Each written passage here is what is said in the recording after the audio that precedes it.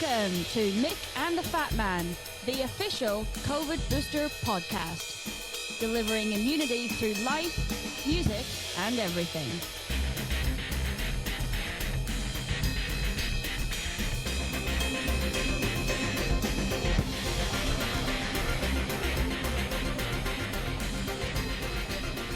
And now, here's the Fat Man.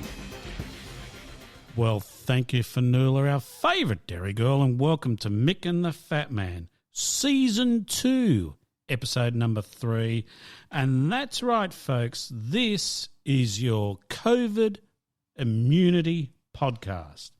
The peer-reviewed articles are coming in thick and fast, and they are showing more and more that this podcast will give the same level of immunity as ivermectin, hydrochloroquine, and drinking bleach whilst taking nebulized hydrogen peroxide, folks.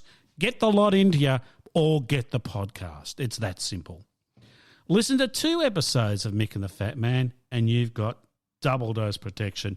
3 for that booster, giving you unrivaled protection against all current and future variants.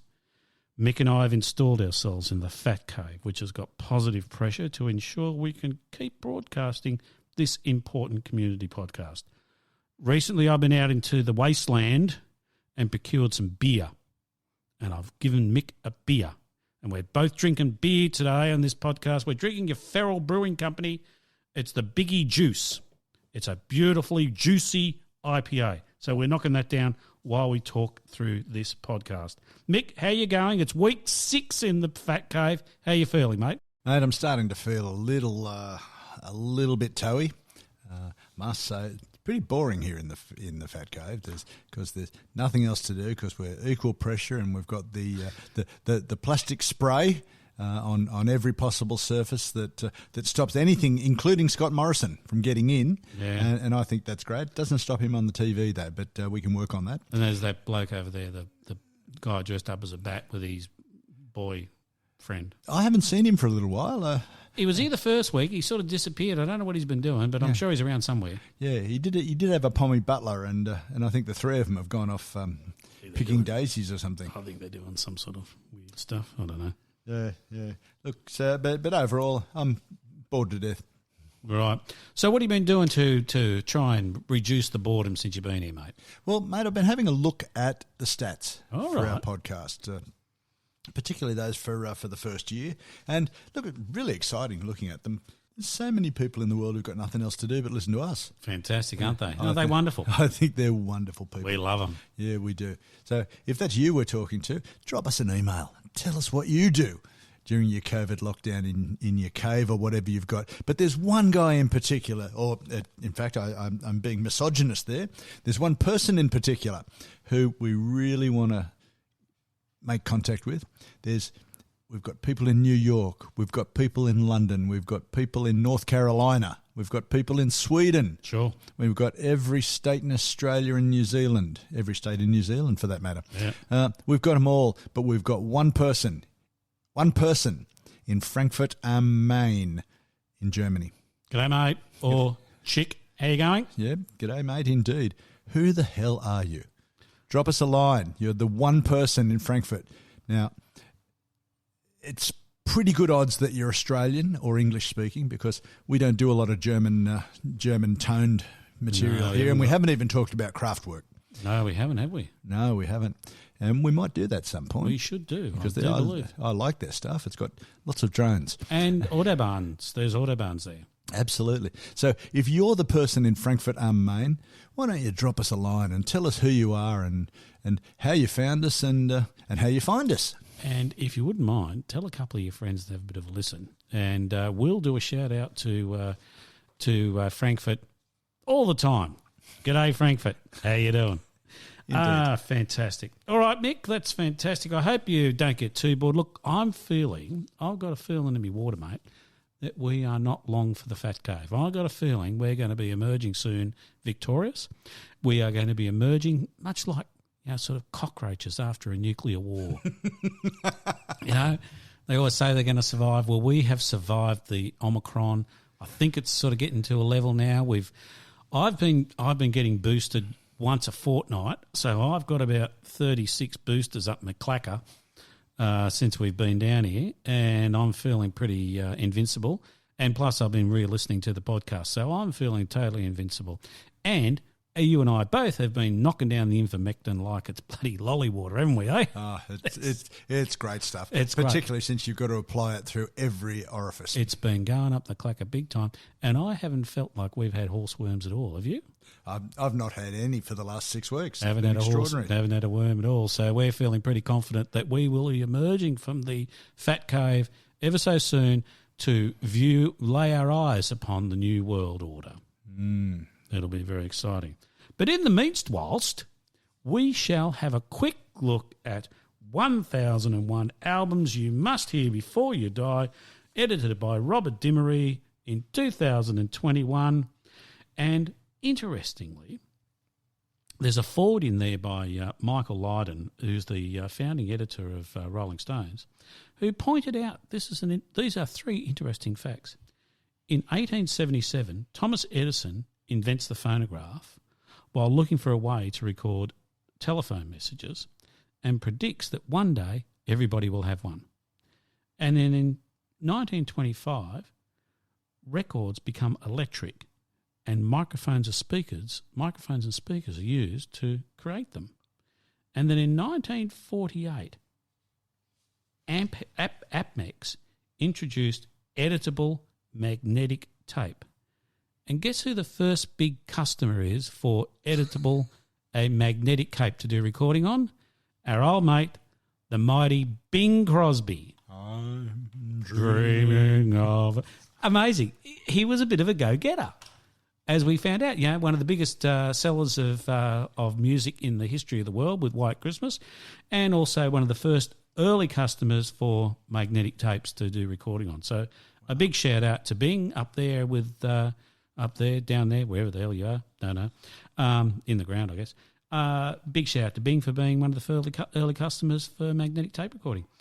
Look, we've dug deep into the 1001 albums, and right adjacent to Here Comes the Warm Jets, which we spoke about earlier on, is Bad Company by Bad Company, a great album that we loved.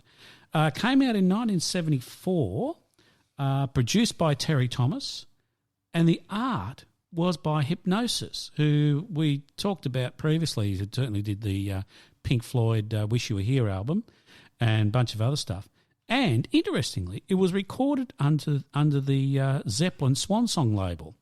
So it was interesting because that was relatively new at the time for Zeppelin. I think they're probably an argument with somebody, God knows what. And so that came out in 1974. Bad Company, sort of kicked off, came out of Free.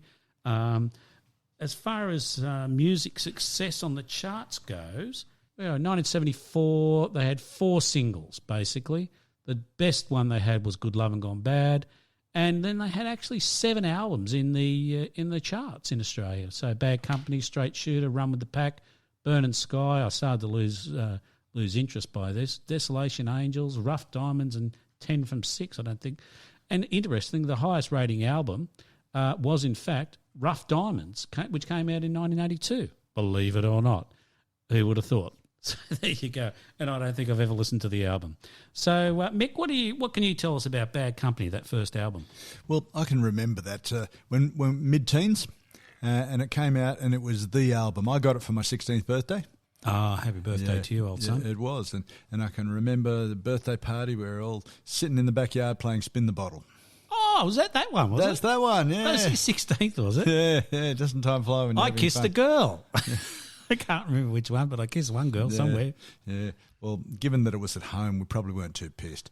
We weren't. No, there wasn't. I don't think there was a lot of booze going on at that particular party. No. But there was a little bit of exchange of tongue magic, just quietly. And that's a beautiful thing for a teenager in the 70s. Oh, I'll tell you what, it's very exciting. What did you think of the album? I loved the album. I thought it was really, really good, and it's very typical of the rock from that era. Look, and the reason they were on Swan Song is that Peter Grant discovered them. Peter Grant, the manager of Zeppelin. Yeah. And that's why they were on Swan Song. Ah, well scored. Yes, indeed. So the album, can't get enough, great single. But the album itself has got rocky, slower, blues-based sound, typical of many of the mid-70s UK bands. And it was you read a litany of albums there, and I don't know about what sold, but this was the first of a set of three that we experienced. Yeah. Bad Company. Yep. Straight Shooter. Yep. With Shooting Star. Yep, indeed. And Johnny was a young boy. Yep. And they found him with a bottle of whiskey and some sleeping tablets by his head. Yeah, I know, poor fellow. Oh, yeah. We missed him dearly. Yeah, and running with the pack. Now, interestingly, as is common of the period, we were talking about long songs last time. I think it was last time. This album has a running time of 34 minutes and 35 seconds. Wow. You're not getting a lot of bang for your buck, eh? Yeah, no, it's a short album. It's not exactly time to get bored with it, is there? No, it's a quick album, but it was a great album, and it was a big album when we were teenagers. Everywhere we went, it was played, and always played, wasn't it? Oh, absolutely. Because it was so good. I mean, I would rather have 34 minutes of great stuff like this album than an hour and a half, or like a triple album of crap. Given that that's your current bugbear, I got to read. It has been for 30 years. I got to read a little bit of the amble, the review that's in the book, and it's a long bow to draw. But listen to this.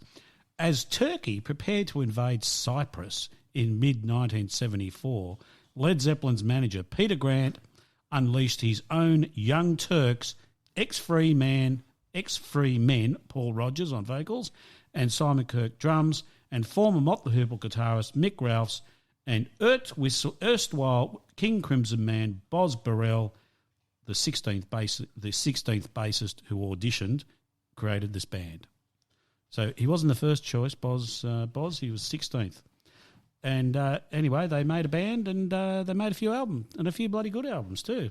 But Free was a great band as well. But I mean that Rodgers vocal was truly a great sound, wasn't it? Well, Paul Rodgers has been recognised by the industry as one of the best rock vocalists ever. I concur. Yeah. Look, and it's also interesting that Paul Rodgers is a member of a very, very small club of artists who've had a successful career in one band and gone on to the same or greater level of success in a subsequent band. Yeah. Very, very small group. Lou Reed, obviously, Velvet Underground, and even that's questionable whether you discuss Velvet Underground as successful. What was his second band? Solo. Oh, okay. Dave Grohl. Nirvana and the Foo Fighters. Yes, that's a better example, mate. Yeah, all of the Beatles. Yeah, to greater or lesser degree. Yeah, but I not think with another band. It can McCartney's be their solo work. McCartney probably was the best one for going on and creating Wings, which they made a great triple album, mate. I think every band should be forced to make a triple album. We're going to do triple albums at some point, folks. We're going to go through them. Mick's going to love it. Oh, look, I'll have the Alka-Seltzer ready. It's going to be great. Jimmy Barnes, Cold Chisel and solo work. Yeah. Whether he's been successful and whether he should have been, they're whole different discussions, but yeah, there true. you go. Yeah. Did I tell you I saw their first show in Sydney at the Hurstville Civic Centre? I think you did.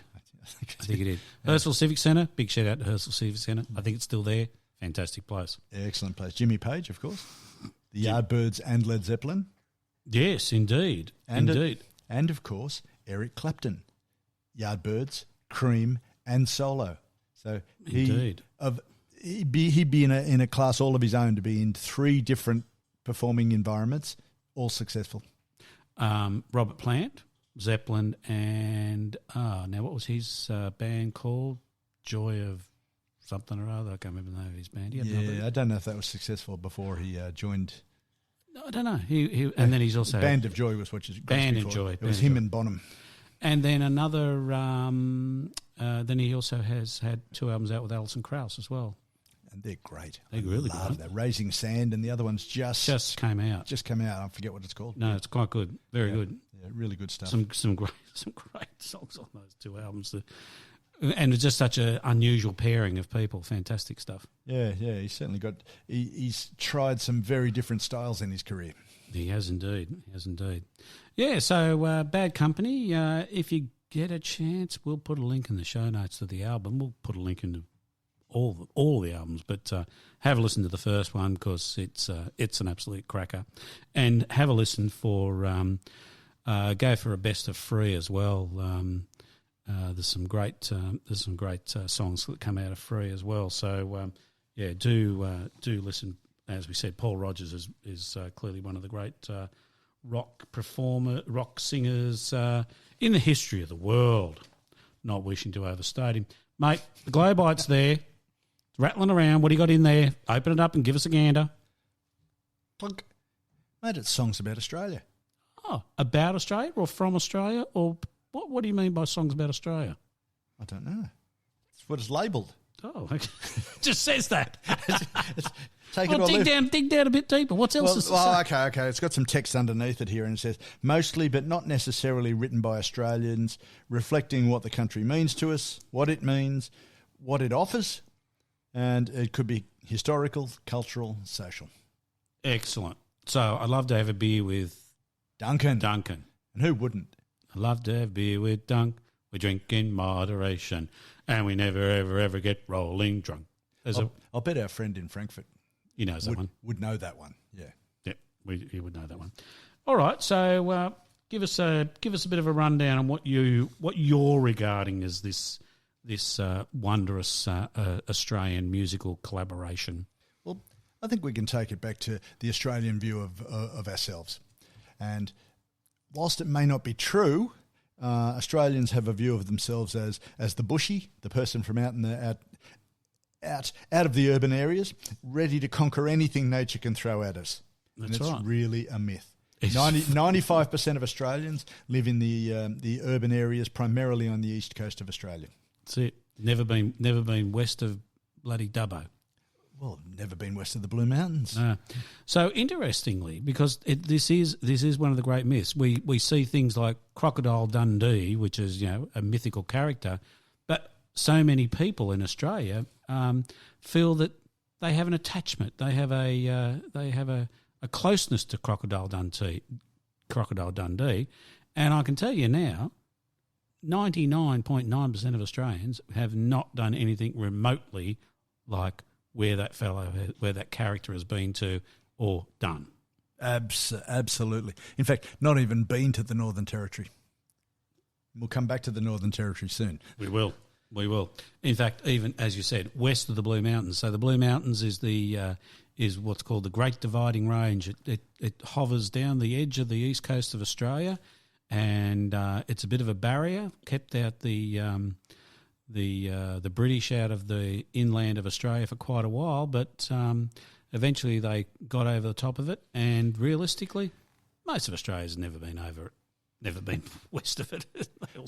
Most Australians absolutely not. Now I know you have, because you love travelling around in a 4-wheel drive. I love going a bit of bush shit. Yeah. I love going bush. Yeah, and killing a roo. Whilst I get out on the Harley Davidson occasionally, certainly doesn't get me off the paved roads. So I'm on the highways, but I've been around to most of Australia as well. We were just out there just before the last lockdown. Did quite a lot of dirt roads.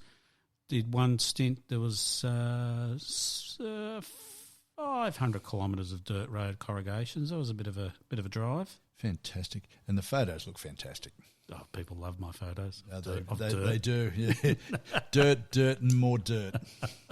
But I've got a drone now, so I can actually, not a drone music-wise, but a drone that flies in the air, and I can take drone footage of the dirt from up high now, which is really good. I think that's ironic, given your comment about drones over the last couple of episodes, that you actually have your own drone. But let's not get confused about that. No. If we're talking about the Australian image of ourselves, where do we grow sugarcane? In one small, tiny, bloody bit up in the north-east coast. Yeah. Oh, there's, basically in Queensland, really. In Queensland, up coastal area, and that's it. Thanks for coming. And we give it shitloads of money from the government to keep it going. They do indeed. But if you ask Australians, what's an image about bushy Australian, they'll say sugarcane. Where would we be without sugarcane? We wouldn't have any sugar.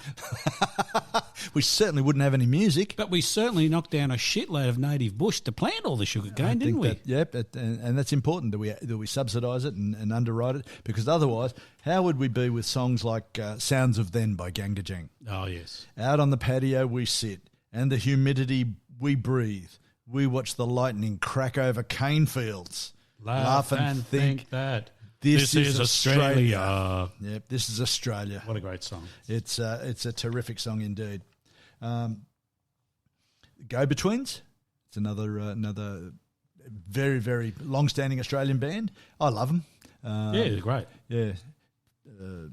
McLennan died. Grant McLennan died a few years back. A bit of a shame, but they wrote a couple of songs because they're from Queensland.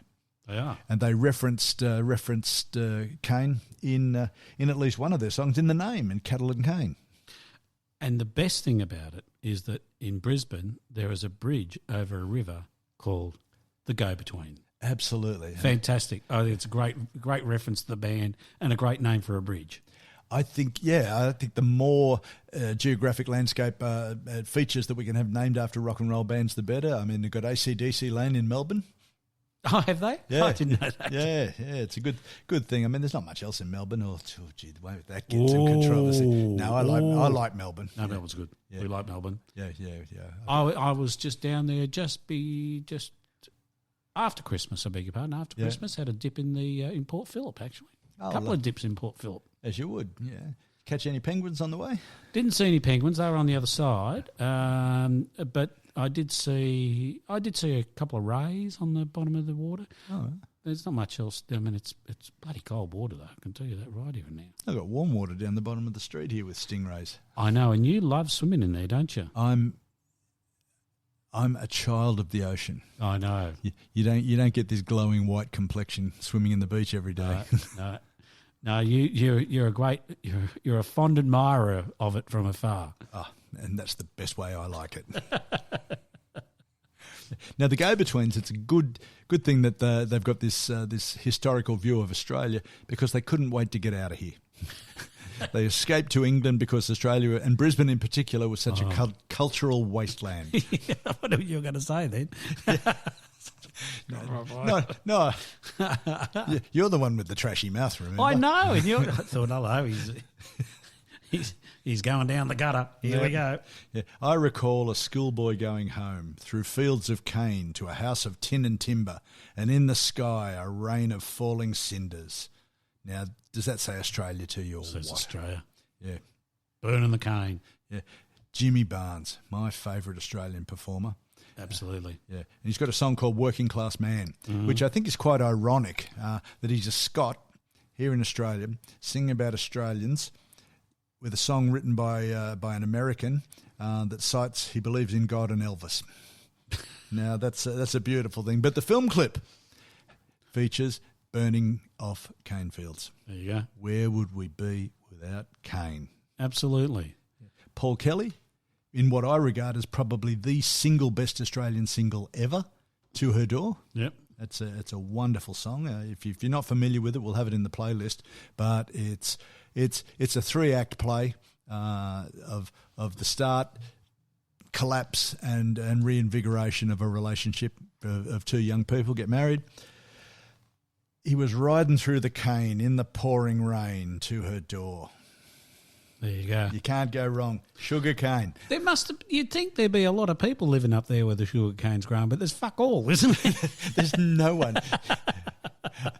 Yeah. It's great when you drive or ride from here to Cairns or north. I mean, there are a few big towns up there. Townsville, I guess, is the biggest one. Townsville, Mackay, but realistically, the majority of the population don't live up there. Not big towns. No, that's all right. But it's a wonderful environment. I love it up there. I really do. And I'm being flippant about the density more than anything. And the thing you've got going for you up there, mate, is you can't go swimming in the ocean because it's full of stingers. So you can say, oh, look, I'd love to go for a swim, boys, but, stingers, can't do that. Sorry. Yeah. Yeah, if I'm back home, I'll go for a swim, but not up here, buddy. Yeah. And any beaches that haven't got stingers have got dirty great crocodiles waiting. And you're laughing again. Yeah. So you just say, sorry, I'd be out there in a flash if it wasn't for the crocs. That's right, yeah. It's like the alcoholic's excuse, isn't it? No, I can't swim. No, don't want to do it. That's too dangerous. Too dangerous out there, mate. Otherwise, too big. Crocs, Yeah. stingers, you know what it's like. Indeed. Sometimes I wonder if it'd be better if we lived overseas. We could have the nostalgic view of Australia. Peter Allen got that. Peter Allen spent all his time in New York. Yep. And he wrote the song that was picked up by Qantas, the Australian national airline, as the song that most people would, if they had to nominate something cold, would nominate this as the song about Australia. I still call Australia home. Oh, that's really good. We're going to get complaints about that. We are. That was a bit dodgy, wasn't it? Yeah. Yeah, still call Australia home. And it's funny, I used to, when that song became big in Australia, I first thought, who the hell is Peter Allen? Never heard of him. Yeah. Because he really wasn't an Australian person. He wasn't Australian, but he really wasn't an Australian actor or singer. But he was overseas. He was doing cabaret and all that sort of stuff over there, wasn't he? Absolutely, yeah. And all of a sudden he comes back and, I got a song. And then all of a sudden he's a massive hit over here for quite a number of years, really. Well, very true. And he also wrote Tenterfield Saddler, which he was born in that area. He was. And that's a song about his father. Now that song and I Still Call Australia Home, full of cliches, but they're beautifully crafted songs. And anyone who's listened to us for a while knows that we really appreciate a craftsman-like song. We do. That is Because well put together. We love tradies. That's our thing, isn't it, mate? We love tradies. So, Indeed. plumbers. We love plumbers crack. We love tradies, and we love a tradie making a song. Can't go wrong. Can't go Maybe they should have a guild, Songwriters Guild. Oh yeah, like Dune. Never thought of that. Yes, yeah. There you go. Anyway, That's a bit obscure. That's completely lost me there. Yeah, I know the guild. yeah. He was very successful. I don't know whether he was super successful in when he was overseas, Peter Allen, but by the time he got those couple of songs out, he was massive, wasn't he? Certainly massive here. I really haven't got any idea about where he sat in the world stage, but No idea whatsoever. But I'm sure anyway. good luck to him. Good luck to him. Indeed. Passed away, unfortunately. Yeah. R.I.P. Peter Allen. Happens. Does. Yep. You and I, we actually in 1982, would it have been? 1982, 1981, I can't remember now. No, late 70s. No. Really? Okay, maybe early 80s. 81, mate. Anyway, we went on a bus trip to Central Australia. We went to Coober camping tour around Central Australia, to be camping more precise. tour on a bus. Coober Pedy, Alice Springs, Ayers Rock, as it was called back in the day, and all those sorts of, and it was all dirt. Everything was dirt. There was very little bitumen back in those days. But the number one song that was on the bus was...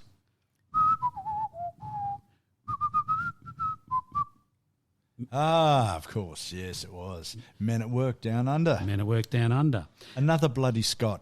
I know, that's right. And they had a terrible. Unfortunately, the band had a terrible time because they got done for plagiarism of Kookaburra Sits in the Old Gum Tree, didn't they? Absolutely. And unfortunately, the guy who wrote the song ended up, unfortunately, necking himself because of that problem. It was all a bit sad. But there was one other act who we listened to on that bus trip, and it was an under 35s bus trip. But in fact, they didn't fill it up with under 35s. So there was a whole bunch of over 35s who were. There was a bunch of who were having fun. They were having big fun. Drinking us under the table, that's for sure. There was another great song by a fellow by the name of Ted Egan, and he used to play an empty cardboard box of beer, and I can't remember what it was called, but he used to. And what was the song that they used to sing? That he used to sing on used to play every day on the bus. They've got some bloody good drinkers in the Northern Territory. Got some bloody good drinkers in the Northern Territory. From Alice down to such and such. Anyway, and he's Ted Egan turned out to be like a bit of a. It was just this sort of Northern Territory enigma, a singer.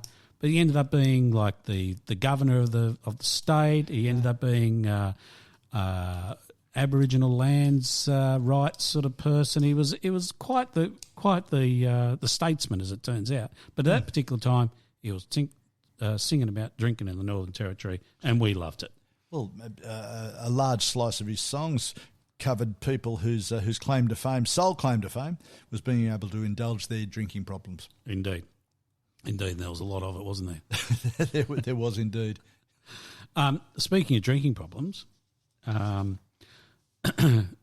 guess to say that war has really shaped Australia's culture. So things like the Anzac tradition, as it's called, where we celebrate one of the greatest losses in Australian military history, which is kind of a bit weird that we celebrate the losses, not the wins. But anyway, and then we also celebrate World War II. But the Vietnam War really does have a big place in Australian music, doesn't it? Yeah, well, look, it had a profound effect on Australia, how we see ourselves. Yeah. Good or bad. I think distance has probably helped that view a little bit because at the time the view of the Vietnam War and people in the Vietnam War wasn't positive. And that was kind of a bit. It was the same in the States as well as here. Where people were protesting against the Vietnam War, and that kind of did spill over into the people that were engaged in it. But really, it was more directed at the politicians at the time, who, unfortunately for their lot in life, couldn't really articulate why the hell we were there, except some obscure domino theory that the ravages of communism would take us over if we didn't go there, wasn't it? Well, we were there because the US asked us to be there.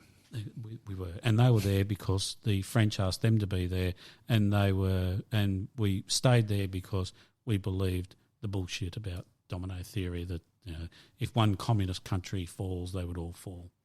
Yeah, look, absolutely. Probably the best band and song that's an exponent of Australia's participation in that war is Khe-Sanh by Cold Chisel. Indeed, what an amazing song. Yeah. And whether or not you like Cold Chisel, you've got to listen to that song and say, that is awesome. It actually came about through an encounter, through a discussion with an actual vet. Yeah, right. Who and they wrote down his views and his history, and what it captures is the fact. What it captures is the fact that the protagonist in the song came back to Australia and felt he didn't fit in. Well, that's right. And I think that was common. It's the same in the US as in Australia when they came back. They weren't cheered as heroes. They basically hid, sort of mingled back into society and hid because there was such a bad stench from Vietnam that unfortunately the Vietnam vets didn't get what they deserved, which was admiration and respect, because realistically they were doing a bad shit job. They're doing a great job, but for all the wrong reasons, from what I can tell. Absolutely, yeah. And they really didn't get the respect and what they actually did, which was put their life on the line and do what they were told to do, which was fight a war that nobody really wanted. Well, I remember my youth at that time. I used to ride around with a bunch of blokes who had been to Vietnam. Oh, in your late teens, you don't know anything that's going on, so you don't notice. But a lot of these guys were damaged. Yeah, and they were a lot of drinking, a lot of unreasonable drinking, and a lot of attitudes, and drinking to being comatose. Yeah, I know. It's well, that's right. There's a lot of. We have all known about post-traumatic stress disorder. It happened in every war. It's not new. It's just that we're now better at saying the diagnosis and diagnosing and treating it to some degree. But realistically, when you think about, soldiers, we basically like to break them down so that they do whatever they're told. We then recreate them as a new product, a war machine, and then you wonder when they come out of the army, why are they having difficulty, Yeah. And they've seen people's guts spilled out, they've seen their mates dead, they've seen they've fought people who they've killed, and so and they just dumped back in society and say, good luck, folks, have a nice day, thanks for everything, see you next time. Well, absolutely, yeah, and as with most things, politicians have got a lot to answer for. That's right. Yeah, but probably another good example of a song that really captures the physical damage and the mental damage that was done to people who went to Vietnam, was a song which was later covered by Redgum with some success, called "I Was Only 19" by a chap named Eric Bogle. Oh, that's right. Eric wrote it, didn't he? Another bloody Scotsman. Oh. Where would we be without Scotsmen? Oh, nowhere. That's right. Bloody Scots. So that song has basically become an anthem. It has. Yeah. It has. And the Eric Bogle version is very, very good. Yes, very it good. is. But the Redgum version became the successful one. Became the successful one. And Shane Howard went on to basically sing that everywhere around the world, didn't he? Yeah. Yeah. I think that's the guy. Yeah. No. No, that's Goanna. Yeah. I forgot. Wrong guy. Yeah, wrong band. Although Shane Howard did a lot of those type of things as well. Later on, I know that you found in your research a chap by the name of Fred Smith. Yes, I know. Yeah. Speaking about war, so Fred Smith, he's an interesting fellow. Look him up. He is a singer-songwriter and diplomat. Oh, good. So he was actually over in Afghanistan, also doing negotiations between Afghanis and Australian troops and all this sort of stuff. So really interesting fellow. But yeah, he's got a great album out called Dust of Uruzgan, which we'll put a link in. Really good album.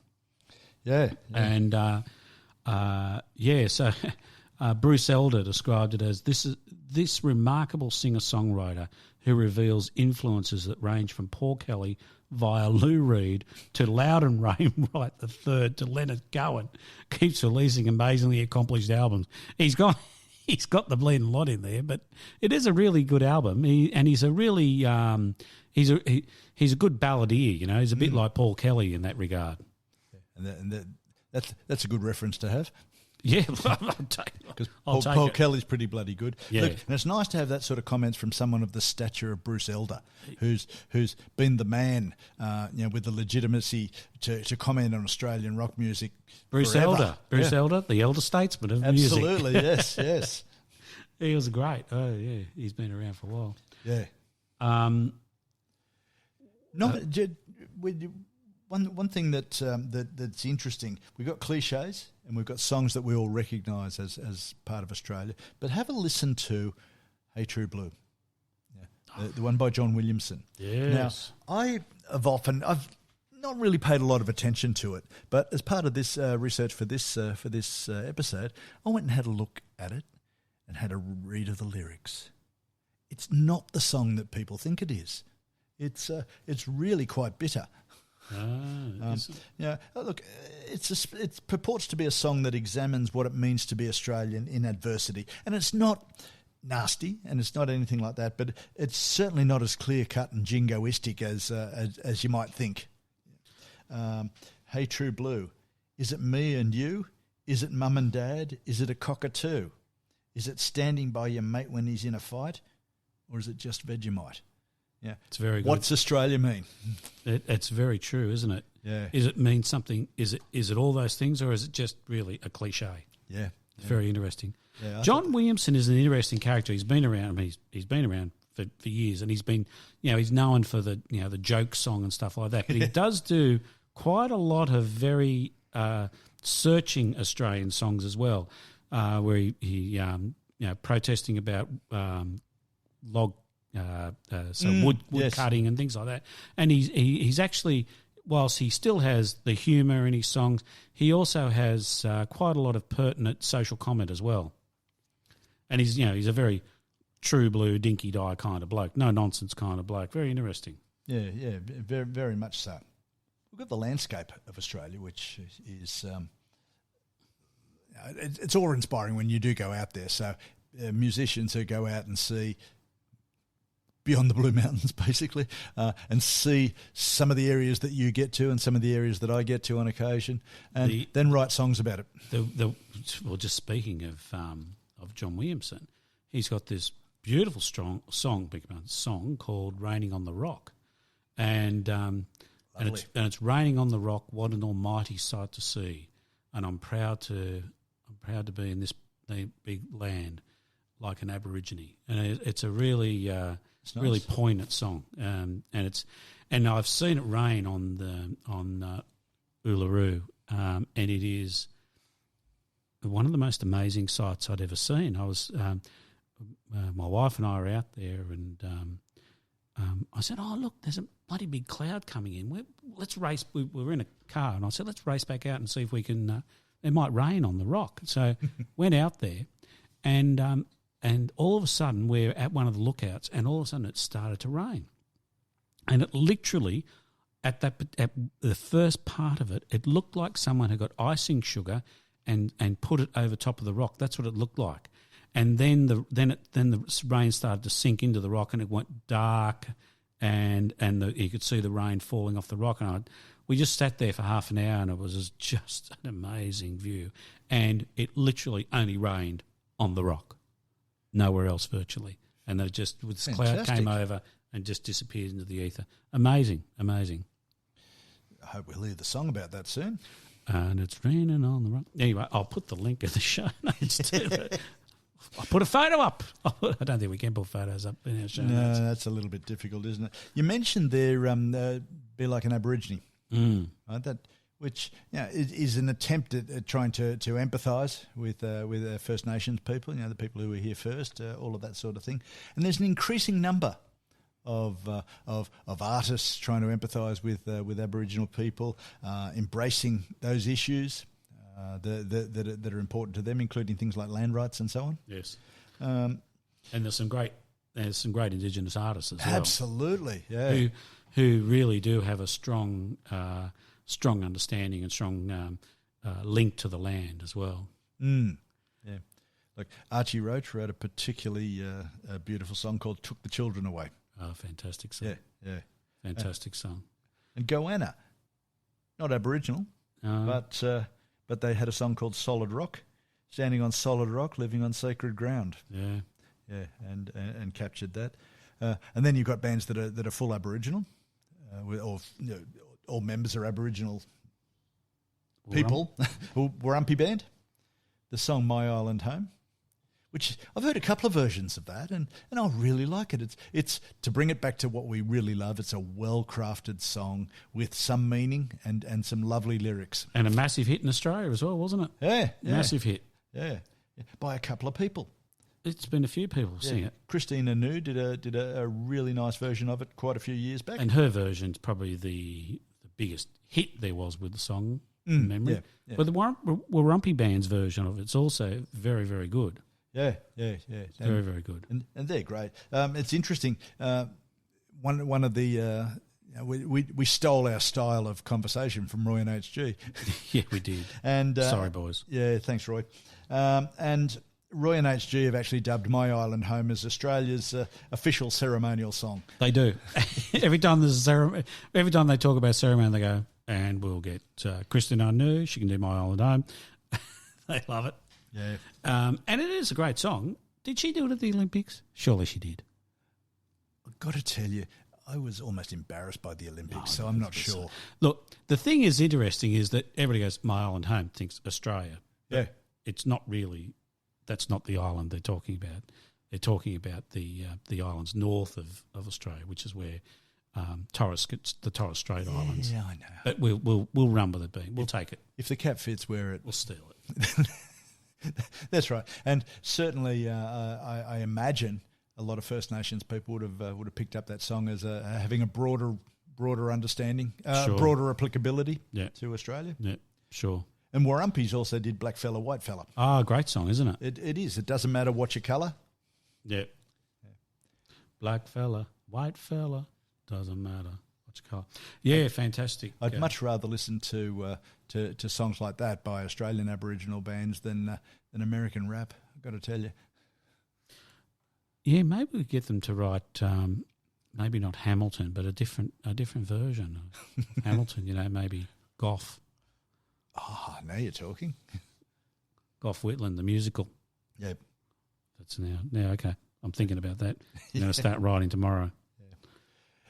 Another song that I must say, up until well after he wrote it, I didn't realise it was him. I knew about the Paul Kelly involvement, but it's the song From Little Things, Big Things Grow. Yeah. And it was written by Paul Kelly Yeah. with Kev Carmody.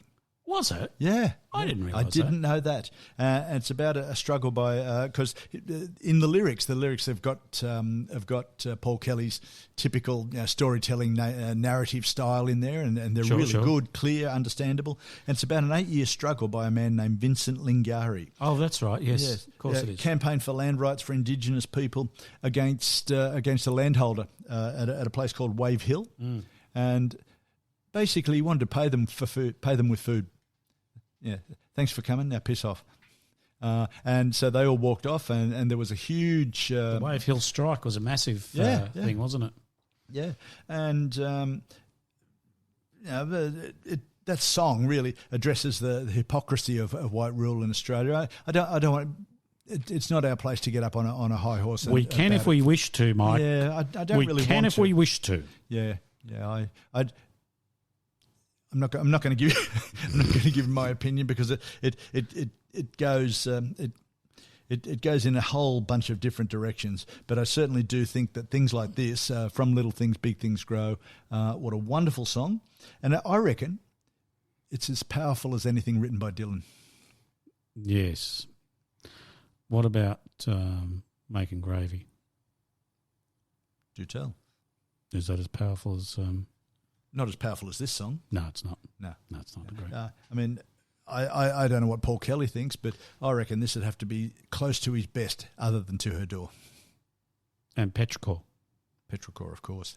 I was wondering when you're going to mention Petrichor. Well, when you said To Her Door, I figure I got Petrichor in. We get a rhyme in there. Oh, nice. We're working the songwriting techniques. Yes. With the Petrichor.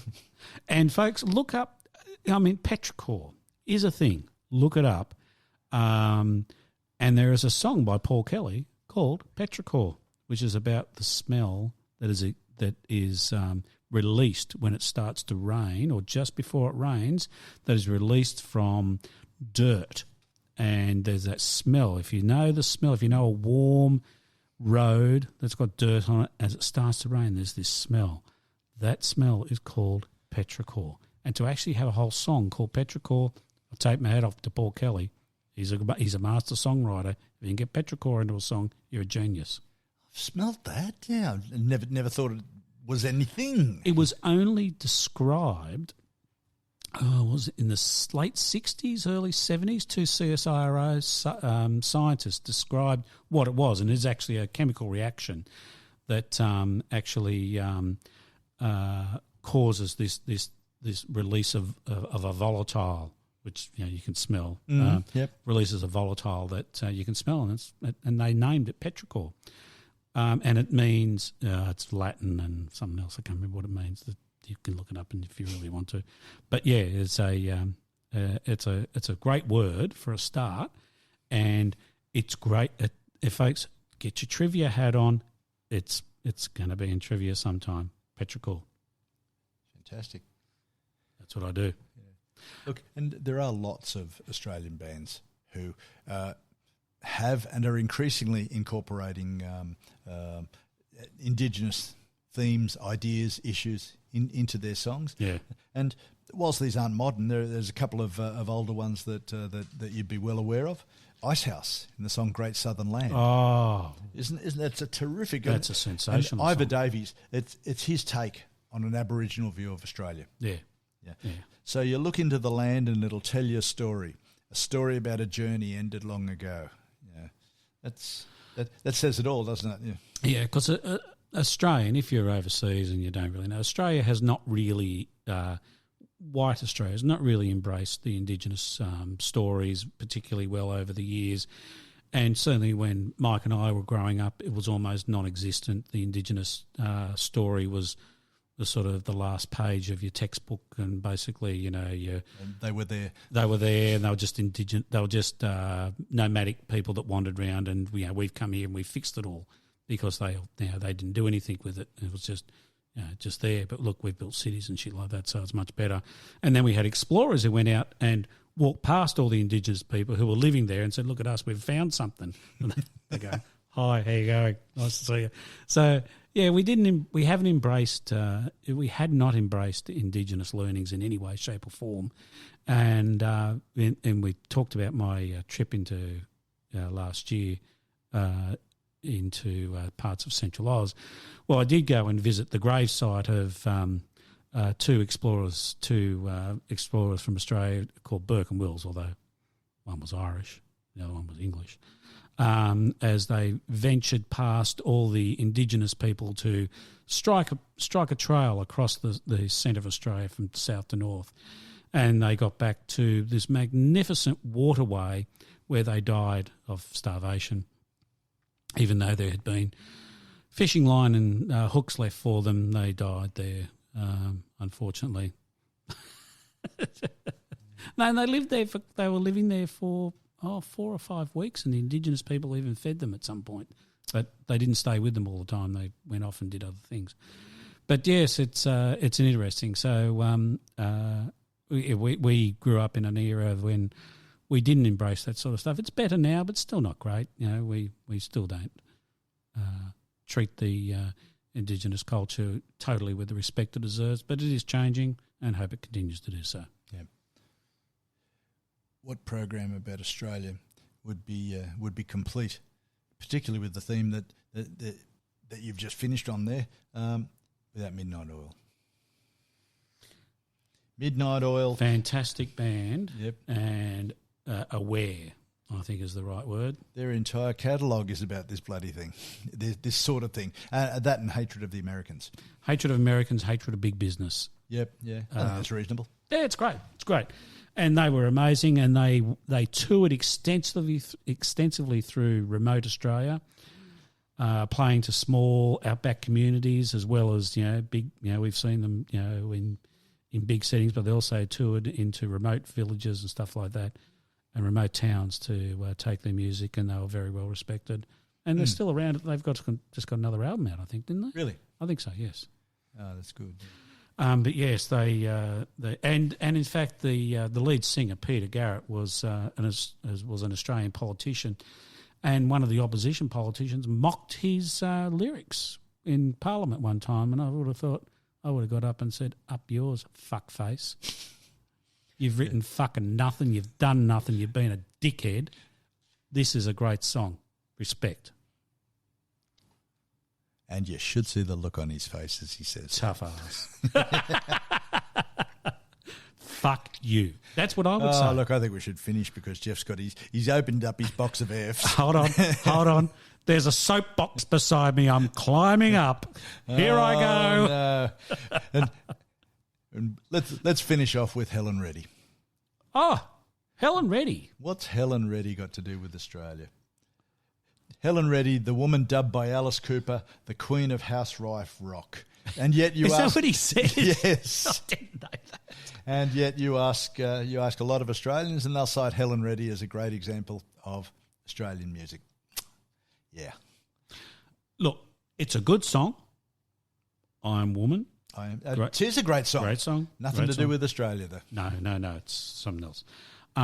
Look, yeah, and she was very successful. Good on her. Well done. However, I think there's plenty of other music you can listen to if you want to get hold of that. We'll put a few links in the show notes to some of our favourites. It might be my job to make up a bit of a playlist for the show, and so you can have a listen to some of the great Australian music, Australian music, even down to Eric Bogle.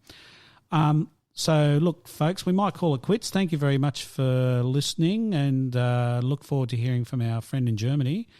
I hope it's a good-looking bird that wants us to come over and say good day, but I tend to think it's not going to. I can't see that happening. No, I